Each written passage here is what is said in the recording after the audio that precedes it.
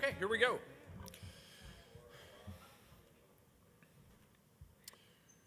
All right, well, welcome. My name is Steve Jordan. I'm the CEO of the NIADA, and welcome to the national panel. This is a panel discussion where we hope to, compare notes on things that are happening in the industry on a national scale. As the CEO of the NIADA, we represent over 17,000 licensed independent used car dealers in all 50 states. And our panelists today, as well as my fellow moderator, Jerry Hinton, all have roles to play in the industry, not only in their professional positions, but also in positions of leadership with some of our fellow associations. So what we want to attempt to do today is just talk about what the associations are doing collaboratively to work together to protect the various interests of the automotive industry, whether it's the auction side, the independent dealer side, the finance side, and what have you. And so we hope to stay on topic and not get too distracted by David's jacket today. But Steve, I borrowed this jacket from you. You got I know, it's a beautiful thing. But at this time, Jerry, I don't know if you have any opening remarks, but at some point we'll have the panelists introduce themselves and they can describe a little bit more in detail what their roles are and their leadership roles are with their various associations. Please go ahead. David, why don't we just start with you?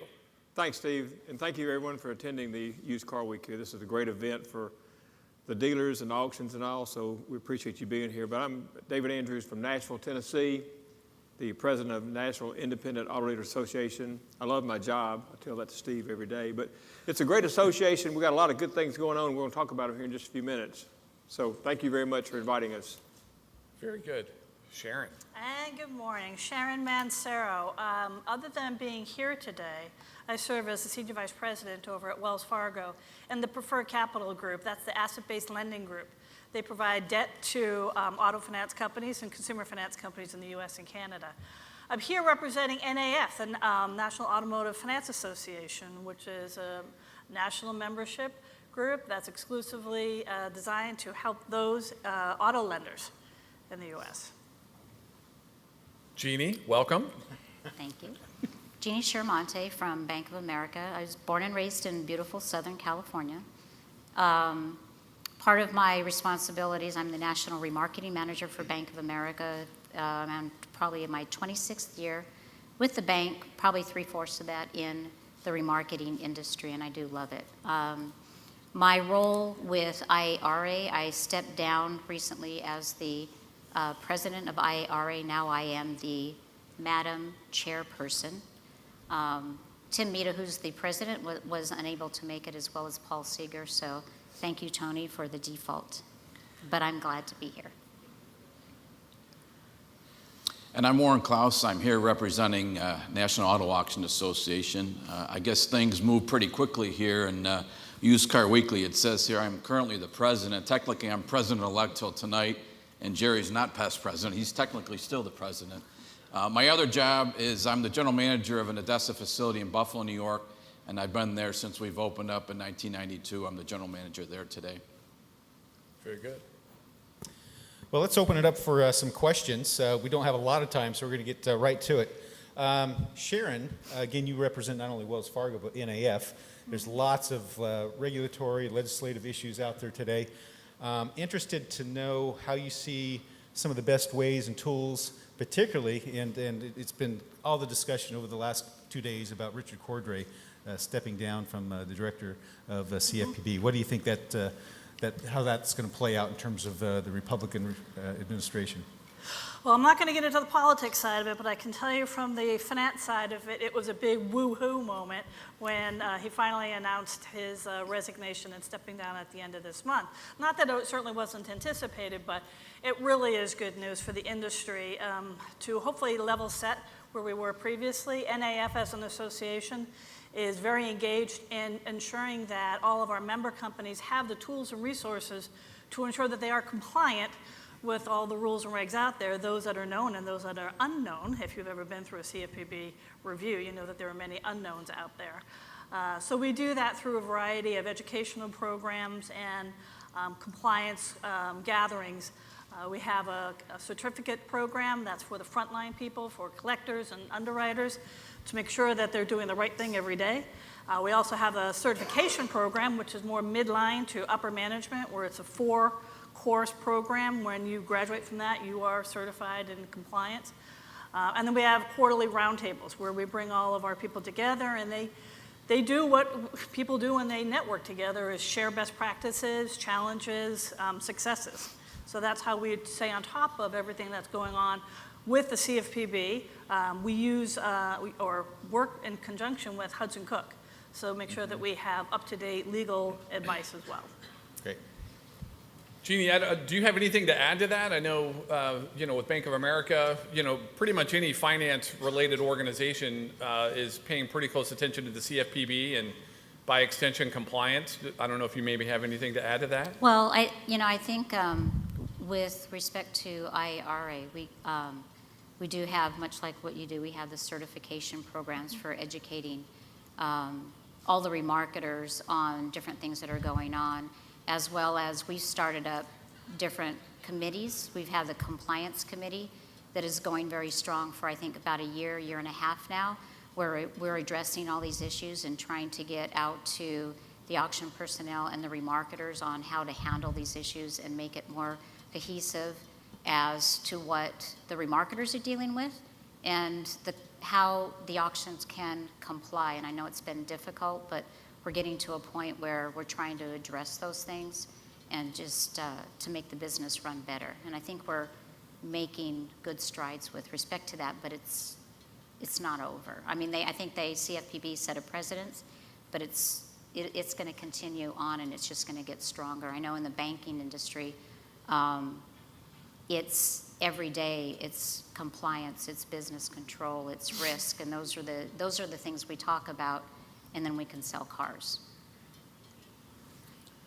Great. David, as president of NIDA this year and previous years, we appreciate you being on the panel again today, and want to know what's the number one issue facing your association, your members? You're talking about the CFPB. We've been to Washington on multiple occasions to lobby the congressman for some controls over the CFPB. And you go call on the Republican side, and they hate the CFPB. You call on the Democrat side, and they love the CFPB. So this is a great opportunity for there to be some change. Not that maybe there weren't some controls need to be put in place, but it's gone way past center as far as what they're doing to businesses and all. And I think the part that they don't understand is the Congress or the CFPB passes a rule or regulation law, and they have no idea what it's going to cost us to enforce that. So just in my world, we're spending billions of dollars protecting the smallest part of the population, and nobody wants to discriminate against anybody. But the cost that they put on business, there was a survey done by NADA that said that the average new car dealership spends $180,000 a year on compliance. I can tell you from our company's viewpoint, that's a drop in the bucket to what we spend on compliance. And I know all these other companies spend the same thing. So having a change in leadership is a big deal. I think also just the fact that the Congress stood up to the CFPB and overruled them on arbitration law was a great fact for all businesses, because the class action lawsuit, the way I see it, is a one-size-fits-all. And I know, Sharon doesn't want to spend $1 million on a class action lawsuit, but Wells Fargo can certainly afford to spend that easier than Dealers Auto Auction can, or a company like that and all. So them standing up and ruling on that, and you can just see from the vote, it was a tie vote, 50-50, and Vice President Pence broke the tie. So they overruled that. That's a big step in the right direction. Yeah, it really is. And I'll just, to tie into that, NIADA and NADA and NAAA have worked really closely together over the last several years, not only on recalls, but certainly on the arbitration rule, on tax reform now. We were on a conference call yesterday with Chairman Kevin Brady, Chairman of the House Ways and Means Committee, where he was indicating to us that the vote on the Tax Cuts and Jobs Act, which is the House's version of the tax reform bill, is being debated last night and this morning, and they expect to vote on that today. So now, by comparison, they'll look at the Senate version of that, but there's a lot of provisions in there that will affect our small business owners. But all of that to say, I'm really proud and pleased to see all of the associations really kind of working very closely together to, move a lot of these issues going forward. So Warren, I'll just reach out to you. When you talk about the CFPB, one of the first things that comes to mind is compliance. And I hear a lot on the auction side that, through relationships with banking partners and, big sellers, and kind of institutional clients, the pressure on the auction itself to be compliant according to how the CFPB is holding finance companies compliant is creating a lot of pressure. You want to talk a little bit about that? Sure. I mean, as member auctions, to the extent that a bank, a lender, a remarketer has to be compliant at the street level, at the auction level, we're pretty much part and parcel the same entity. Mm-hmm. So if they're being forced to be compliant with whatever the requirements are, that auction, whether it's privacy, whether it's compliance, whether it's records, also has to have the same level of compliance. So it certainly puts a lot of onus on it, because to a certain extent, if we mess up out in the field, we're going to cause a black eye for our remarketer. So it's really part and parcel that we're almost one and the same. Mm-hmm. What NAAA has done to try to help facilitate some of this is we've had our interactions with Days on the Hill, our political action committee, trying to at least educate Washington that a lot of what we do is wholesale in nature and not necessarily impacting a retail privacy issue. We understand the compliance issues, but we want to make sure that they understand what our remarketers and what the auction industry is trying to accomplish. Right. What would you say the single biggest issue the auction industry is facing right now? Right now, the auction industry, we're facing, as you heard Mr. Hallett talk about, some safety issues, mm-hmm. and trying to make sure that the auctions are safe, that we are eliminating distracted driver tendencies. We've got Coach Caution, we've got Safety Sam, we've got an action paper that's been circulating along this week within our committees, and again, trying to be a safer environment for both our employees, our customers, and our dealers. Great, point. And that segues actually into a question I have that, with safety and with the issues regarding that, and it is more on the forefront than it's ever been before. I have a question for David in terms of your members. If auctions at some point get to the point where they are not running cars through the auction lanes, but they're showing them on a simulcast screen only, where they can go out and touch the cars, look at the cars, still test drive the cars, and yet they're not physically going through the auction arena. How would you see your members adapting to that? I think, Jerry, over time, I think is what will evolve. Safety is a big part of it. And we go out of our way with safety meetings before every sale, with every driver. We make them ride with the driver before they actually drive by themselves and all. But being a driver at auction isn't an easy job. I mean, you got a lot going on. You got people opening hoods, crawling under cars they can't see, a lot of noise, a lot of racket out. So safety is a huge aspect.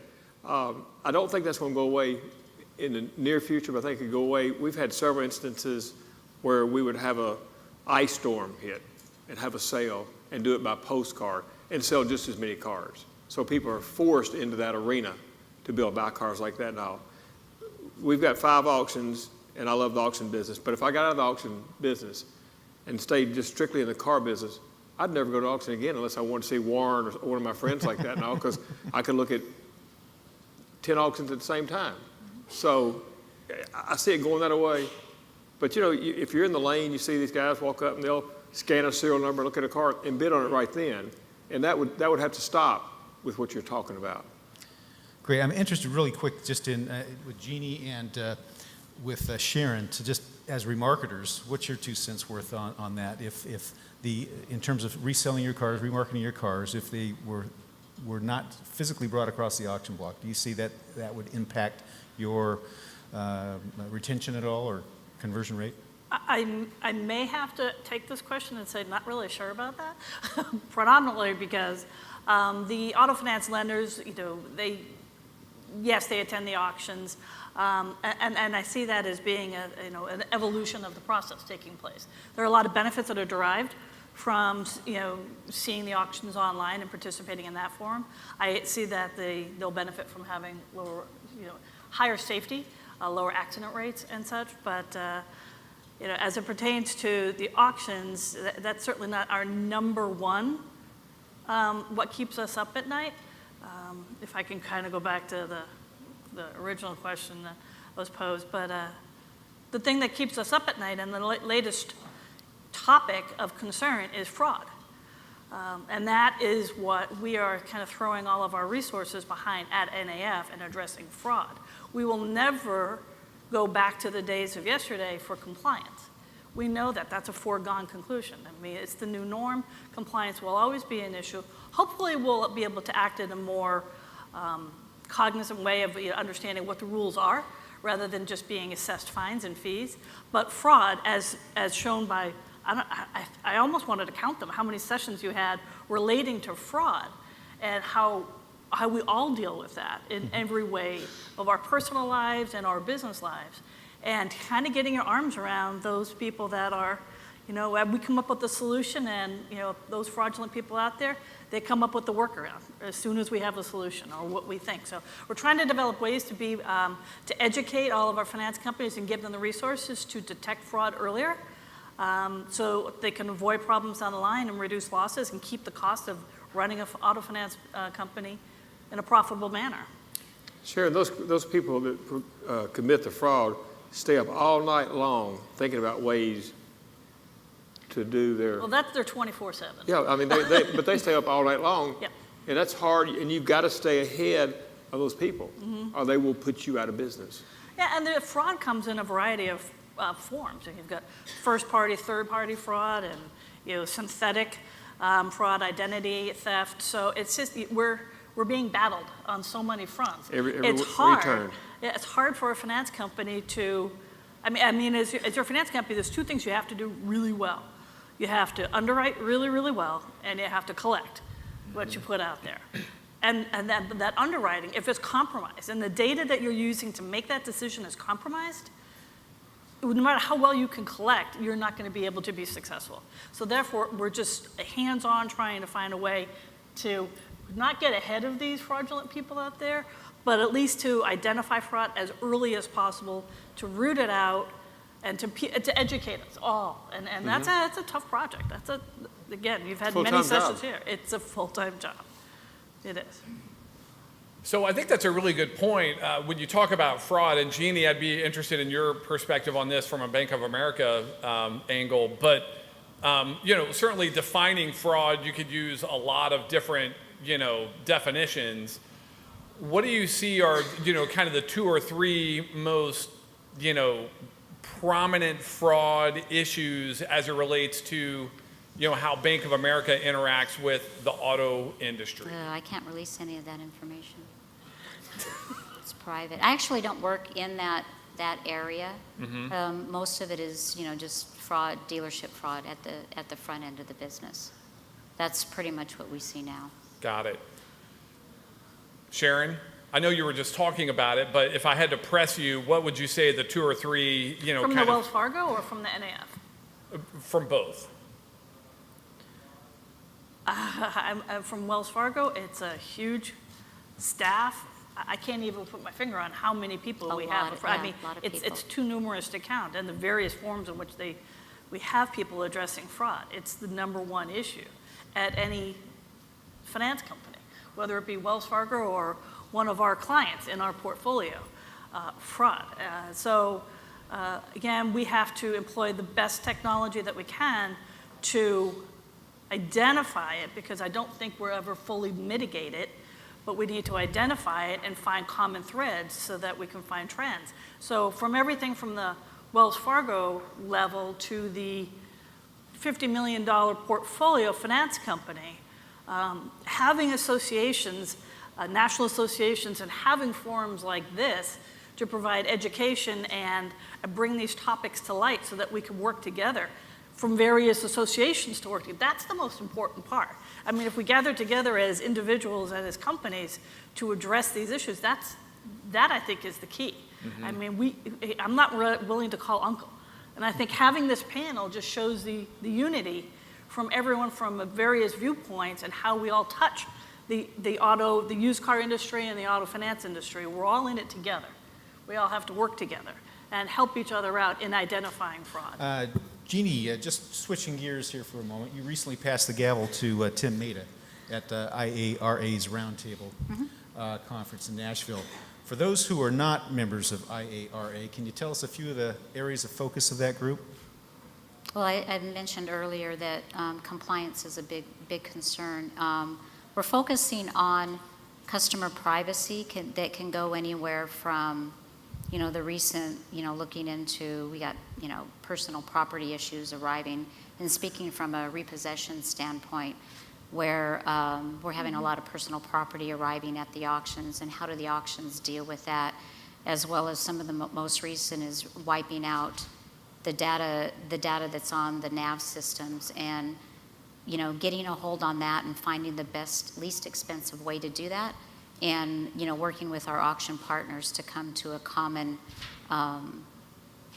resolution that, and again, it's going back just to protecting the customer's information that may arrive in the auction space. Okay, thank you. So Warren, this next one is for you. As you anticipate, your role coming this year as NAAA president, what kind of vision do you have as you step into that role? And I know Frank's going to have you on a short leash, but what is your idea of some of the maybe the one or two or three kind of issues that are personal to you that you may want to try and address through the NAAA this year? Sure. Well, one of the things I think I've already mentioned, I won't dwell on too much more, but was safety. I certainly would like to continue that initiative going on. Another thing that I would like to take a look at is employee welfare, employee retainage, employee recruiting within our industry. We instituted a paper earlier on service technicians, and I think our industry may not necessarily be as well known. There's an automotive sector, there's the new cars, there's the remarketers, but do kids coming out of school know that there might be a career path in an auction industry? And I'd like to see what we could do to collaborate with folks in our industry to see if we can reinvent that and get our name back out there again. That's a good point. And Warren, I'll give you a follow-up question too in terms of NAAA members and associate members. This year we're able to bring in, and Dave may want to respond to this as well, this year we're able to bring in almost every state NIDA association across the country as associate members of NAAA through a reciprocal gratis proposition to them, and it's great because it brings them to the table and allows them to participate in the standards, arbitration rules, certification. They have a voice and a forum to do that. Warren, how do you see us being able, as the NAAA and our associate members, coming together to strengthen our industry? Well, I often said that knowledge is power, and we need to be good listeners. And if we don't hear something, we don't know about it. So to collaborate with these other associations to find out what some of their pain points are, to bring it maybe back into our world, maybe our group can help their group, whatever their needs are, listening to state issues, listening to things through our own legislative committee. We find out that there's certain things going on in various states. Maybe these groups can also help collaborate and fight the fight together with strength in numbers.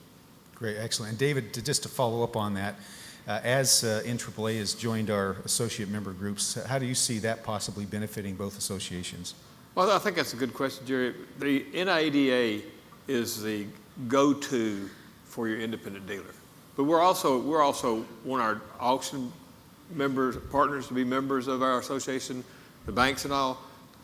There's a lot of good that we can all do together, working together.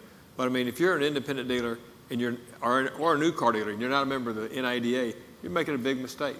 I mean, because we provide a world of services, education, dealer 20 groups, certified program that will keep a dealer in business. Where if you're by yourself, it's a rough sea out there. So in the interest of time, I know we only have a few minutes left, so I'll just throw kind of a blanket question out to the panel. What is the one thought that you would leave this group with as we kind of, wrap up 2017 and look forward to 2018 as an industry? We'll start with you, David. Thanks, Steve, and thanks again for everyone attending today. I think my thought going forward here is be active in your association. Be part of your association. Go to the chapter meetings, go to the state meetings, go to the state conventions. Be active in your national convention and be a part of it and all and stay ahead. I mean, the target is moving so fast, whether it's compliance, whether it's sales, whether it's social media, whether it's advertising, whatever it is, it's moving so fast. You need to be involved or you're going to lose. I 115, 20% agree with that. I was reading your notes. I'm like, yeah, at Wells Fargo, I'm at Wells Fargo, but I also happen to be a member of many other associations. Exactly. And Wells Fargo is a member of NIADA. I mean, we go to a lot of these meetings, and I agree. The best thing that we can do is network as peers, as friends, as allies. We may compete in certain things, but we're all in this business together in some way or shape. So being active in your associations, don't just sign up just so that you can put it on I'm a part of this. Be active. Go to the meetings, contribute to the meetings, and share the challenges that you have at your business with others. And what you will get in return from that is tremendous. So if we work together through various association groups and create even your own network, I know the 20 groups in and of themselves are a tremendous asset to our client companies at Wells Fargo for Capital. Many of our 20 group members, I mean, that's the best thing they have. Best investment you make. You can't get that anywhere else. Now, we try to replicate that in small margin at NAF by providing the annual survey that our our members participate in, but we also use data from TransUnion and another alternative credit source. But bring all that, I'm like, sorry, they just were bought by TransUnion. Factor trust. So by bringing all this data together, it really kind of gives you a sense for where you are. So you're not just an individual on your own island, but where you are. You may be ahead of the game in some respects. You may be having some catching up to do, or just kind of understanding the dynamics of the industry. Because goodness knows, if you wait a second, the change is already passed you by. Steve, I got one thing I want to add here just real quick, is that NIADA has changed so much in the last 10 years, especially since Steve became the CEO. This month, history was made. We brought in Speaker of the House, Paul Ryan, to Dallas, had 40 used car dealers meeting with the third person in line for the presidency. And that's history. And to do things like that and all. And so we're getting their attention. They're calling Steve, they're calling Sean Peterson every day, wanting to know what we think about issues and all. And that's how you get in front of those issues instead of them telling us how we're going to run our business. No question. I think, is it my turn? Yep. Okay. I wish I had socks like that too. They're for sale. One thing I like to see moving forward is, when you look at the NAAA arbitration rules and policy guidelines, it's not just about communicating it to, the auction staff that deal with it and the remarketers. It's about how do we ensure once we've communicated it that it's understood. Because you get a lot of, well, it reads this way, but it might be able to be interpreted this way. So maybe it's just more of ensuring we communicate it and educate each side on how to understand it. I think we could probably do a little bit better than that, and reviewing the policies yearly or every 6 months. And I mean, we've been doing a great job up until now, but I think there's the understanding of it may need to be improved just slightly. I would echo a little bit about what David had said. I mean, between NIADA, IARA, NAF, the NAAA, the auction network is a great network for buyers and sellers to source their products. But as the industry is changing, we saw earlier today about what the future may or may not hold. We got to be in this thing together. We got to listen to each other. We got to help each other.